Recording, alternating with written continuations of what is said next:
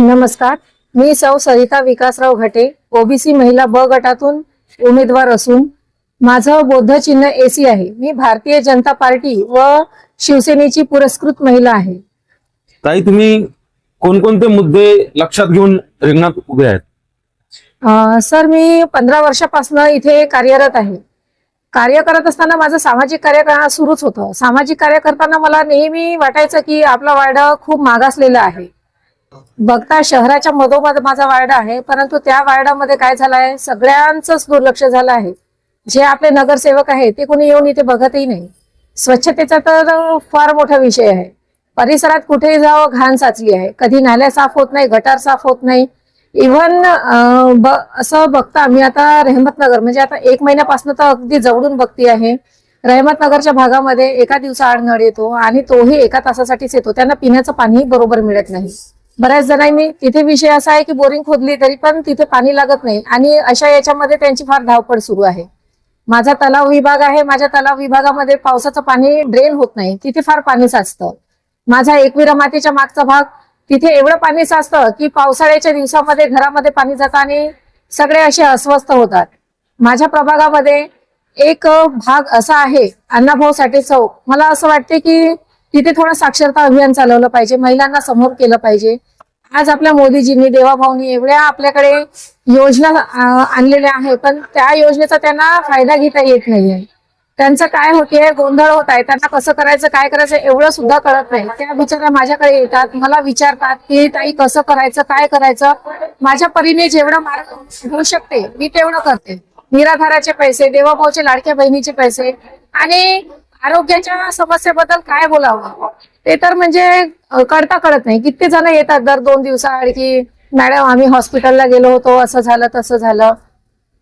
आणि असंही होत आहे की आता जेव्हा जवळून फिरतो आहे तेव्हा बऱ्याच स्त्रिया अशा येतात, म्हणतात की ताई माझा मुलगा एवढा शिकलेला, माझी मुलगी तेवढी शिकलेली. यावरून त्यांना काहीतरी करून द्या, त्यांचं बघा. बेरोजगारीची समस्या म्हणजे एकंदरीत पूर्ण चंद्रपुरामध्ये सगळा मागासलेला भाग म्हणजे माझाच आहे. त्याच्यामुळे मला त्यांचं दुःख बघून मला नेतृत्व करायची इच्छा झाली आणि जनतेचा तसा पाठिंबाही आहे. माझ्या प्रभागातल्या लोकांनी, बंधू भगिनींनी सगळ्यांनीच येऊन मला म्हटलं की ताई तुम्ही करता, तुम्ही नेतृत्व करा, तुम्ही सामाजिक कार्य एवढं करता असता नेतृत्वाची गरज आहे समोर न्यायसाठी, म्हणून मी आज समोर आलेले आहे. ताई, जर तुम्ही नगरसेवक झाले तर कोणकोणते काम थांबले जे तुम्ही करणार आहात?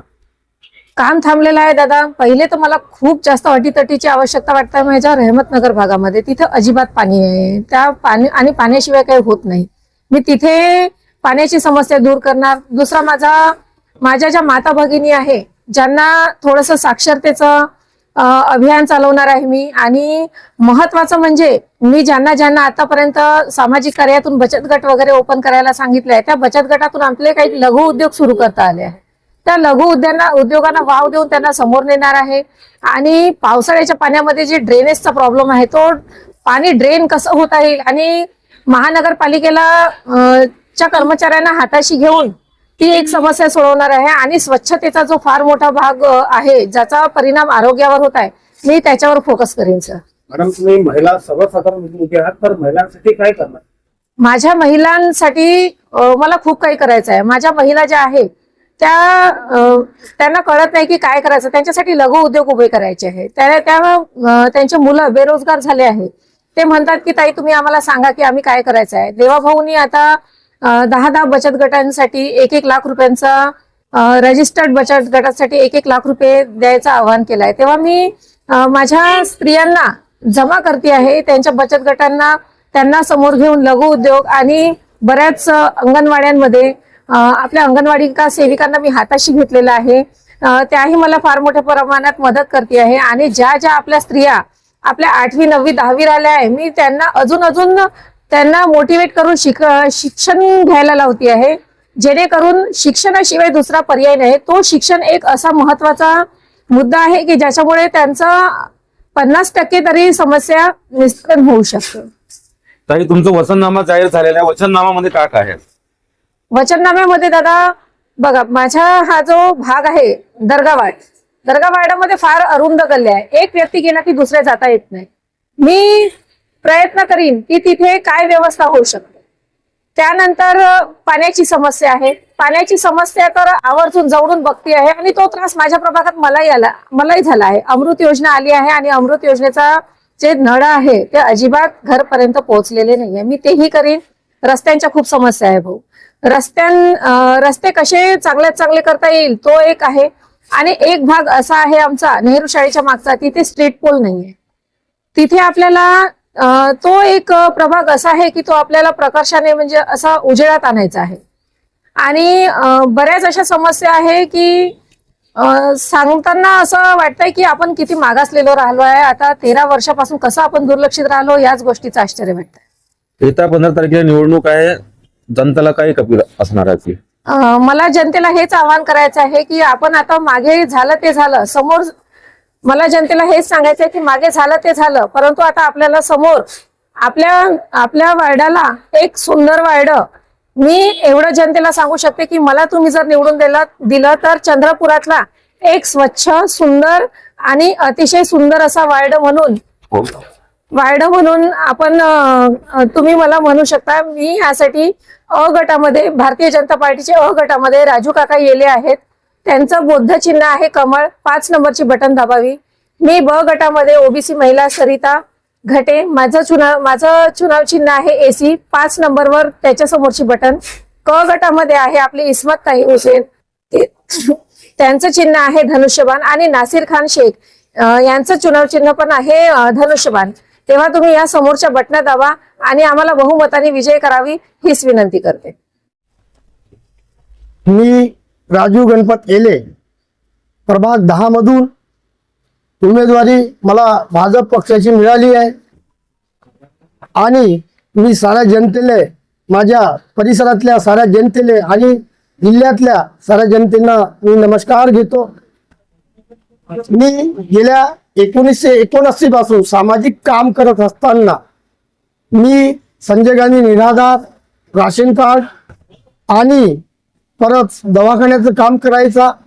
त्यानंतर मला पक्षाने 1996 मध्ये पक्षाने मला ऑफर केला आणि मी पक्षामध्ये गेल्याच्या नंतर मी अशा जोमाने कामं केले की ज्याची काय हद नाही. त्याच्या आधी मी 35 लायसन राखेलचे मागून दिले जनतेला, माझ्या वार्डातल्या जनतेला 35 लायसन मागून दिले. त्यानंतर बँडवाल्यांना 40 दुकानं मागून दिली 72 रुपये रेटनी. त्यानंतर साळुंगेच्या आमदार साळुंगे भद्रावतीचे यांच्या फंडातून मी बिंबा गेट येथे संडास आणला. त्यानंतर नगरपालिकेच्या माध्यमातून 50 लाखांचा निधी दलित वस्ती फंड आणला, तिथलं सुंदरीकरण केलं. त्यानंतर नाग मंदिरासाठी 2,70,000 रुपये मागून दिले.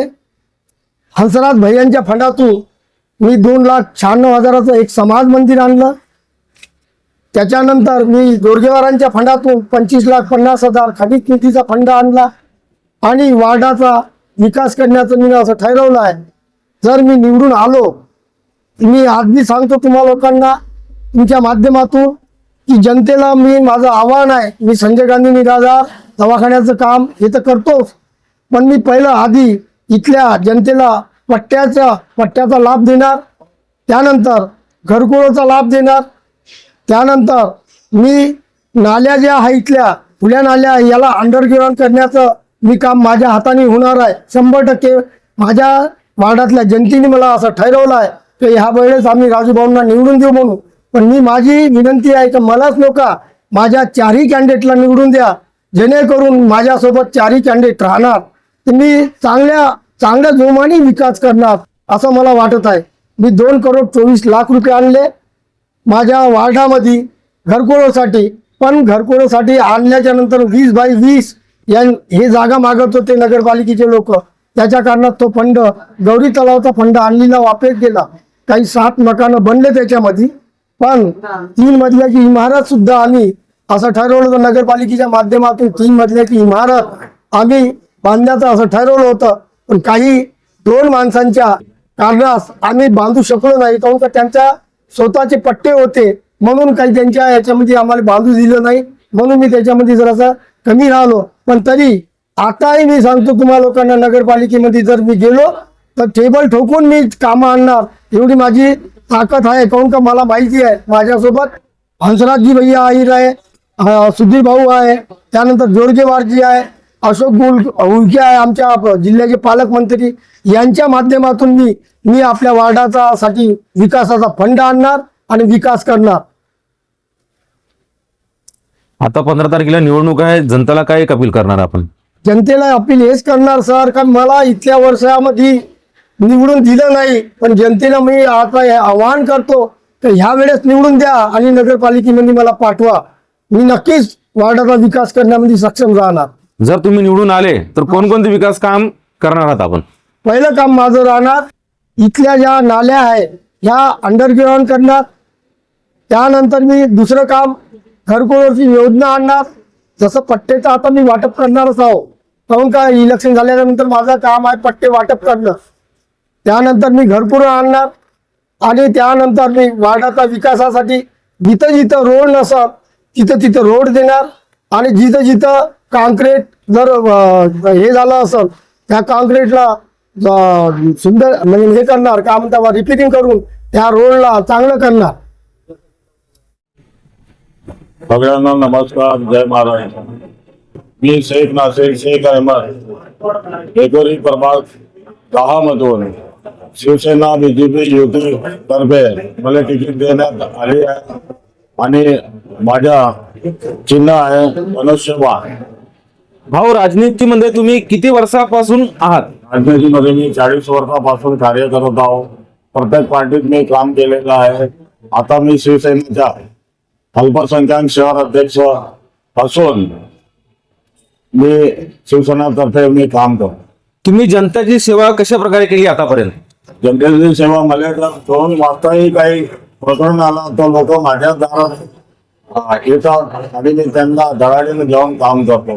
मी कधी कोणती जातीभेद केलेला नाही, कोणताच म्हणजे फक्त माणुसकी या नात्यानं मी उभा राहतो आणि पूर्ण वाढ माझ्या सोबत असते. सेवा म्हणजे जे कोणताही काम आला त्याच्यासाठी मी आघाडीवरच राहतो. आता जेव्हा रहमतनगर मध्ये प्लॅनची गॅस लीक झाली होती त्यावेळी माझ्या घरावर म्हणजे हॉल आहे त्याच्याच मध्ये मी त्यांना जेवण खावण वगैरे सगळं माझ्याच तर्फे केलं आणि मी कोणताही काम निस्वार्थ करतो. मी ना कधी जीवनात कोणाकडून 1 रुपयाची अपेक्षा केली नाही. भगवानने मला पूर्ण दिला आहे. माझ्याकडे म्हणजे काही कमीच नाही आहे. सगळ्यात पहिले माझा मुद्दा हा आहे का इथं सर्वात जास्त जर काही प्रॉब्लेम असेल तर ते आहे नळाच्या 1 वर्षाच्या आम्ही पेमेंट करतो आणि 1 दिवसाच्या आड म्हणजे आमच्या 6 महिनेही पाणी ते घरगतीच्या भेटत नाही. माझी नाही सगळ्या उत्तर वाढण्याची मोठी समस्या म्हणजे आजच्या तारखेत नळाची आहे. आम्ही जसे आले तर सगळ्यात पहिले आम्ही नळाचा हे करतो, तो प्रॉब्लेम सॉल्व्ह करू. नंतर रस्ते नाली हे सगळे तो होतच राहते. त्याच्यावर आम्ही जसं आता आमच्याकडे झोपडपट्टी गरीब सलम एरिया असल्यामुळे आम्हाला म्हणजे हॉस्पिटलमध्ये जावं लागतंय. ते गरीब माणूस जाऊ शकत नाही. गावाच्या हॉस्पिटलची आम्ही बंदोबस्त करतो. शिक्षणावर आम्ही जादा जोर देऊ. बालवाड्या वगैरेकडे आम्ही जास्त जोर देऊ. आम्ही सगळ्यात पहिले म्हणजे आम्ही स्वच्छतेवर ध्यान देणार आहे. नळ, पाणी, वीज, आपला शिक्षण याच्यावर जास्त भर देणार आहे. रोजगार संदर्भात काय सांगणार तुम्ही? रोजगार वार्ड मेंबर मध्ये आता रोजगार आपण देता येत नाही. बरं, पण आम्ही पक्षातर्फे असल्यामुळे आम्ही भरून आमची सत्ता आहे. आजपर्यंत काय झालं तर लोकांनी 40 वर्षापासून लोकांना निवडून दिलं पण लोक काही करू शकले नाही कारण त्या सत्तेच्या सोबत नव्हते. आता आम्ही शिवसेना बीजेपी युतीचे सरकार असल्यामुळे आमच्याकडे फंडाची काही कमी नाही आहे. आम्ही जे बेरोजगार लोक आहेत त्यांना आपण कोणत्याही कंपनीमध्ये लावण्याची आम्ही शिवसैनिक असल्यामुळे आमच्यामध्ये क्षमता आहे. आम्ही तसे लावतच राहतो लोकांना. जर आम्हाला जर आशीर्वाद मिळाला जनतेचा तो आमची ताकद पुन्हा भक्कम होणार आहे आणि आम्ही जोमाने काम करू. हे येत्या 15 तारखेला निवडणूक आहे, तुम्ही जनतेला काय प्रेमाचा संदेश देणार? प्रेमानं हे संदेश देणार आहे. आम्ही आजपर्यंत तुमची सेवा केली आहे. रात्र दिवस आम्ही पाहलो नाही. आम्ही जात पात कधी पंत वगैरे पाहत नाही. आम्ही निस्वार्थ सेवा करतो. आम्ही केलेल्या कार्याचा तुम्ही आशीर्वाद प्रचंड मतांना द्यावं अशीच मी त्यांच्याकडून अपेक्षा ठेवतो. नमस्ते, अस्सलाम वालेकुम। मेरा नाम इस्मत राशिद हुसैन है। मैं एकोरी प्रभाग क्रमांक 10 से शिवसेना सिंधेगढ़ का की उम्मीदवार हूं। आप चुनाव में खड़े हैं, महानगर पालिका चुनाव चल रहा है, कौन कौन से विकास के मुद्दे को लेकर आप चुनाव में खड़े? जैसा कि मेरा खड़े होने का मकसद यही है कि जो हमारे प्रभाग में परेशानियां हैं, जो मुश्किलें हैं, उसका हल करना है। जैसे कि पानी हो गया, नालियां हो गई, रोड हो गए, ये सब चीजों पे अपने को ये करना है। अगर आप नगर सेवक बनते हैं, चुनकर आते हैं, तो कौन कौन से काम आप करना चाहेंगे? जो एक नगर सेवक का फर्ज होता है मैं वही करना चाहूँगी। प्रमुख तौर पे कौन से काम रहेंगे? सबसे पहले तो हर एरिया में पानी की बहुत परेशानी है, तो सबसे पहले तो पानी का मसला हल करना है। उसके बाद हो गए ओपन जो नालियां है उसे अंडरग्राउंड कराना है। जैसे रोडों के काम है जो बारिश के मौसम में ओवरफ्लो हो जाते हैं वो कराना है। आने वाली 15 तारीख को चुनाव है, जनता से क्या अपील करेंगे आप? मैं बस जनता से यही कहना चाहूंगी कि आने वाले 15 तारीख को अपना वोट सोच समझ के दीजिए। हमारे पूरे पैनल को सपोर्ट कीजिए। भारतीय जनता पार्टी को शिवसेना को चुन के लाइए।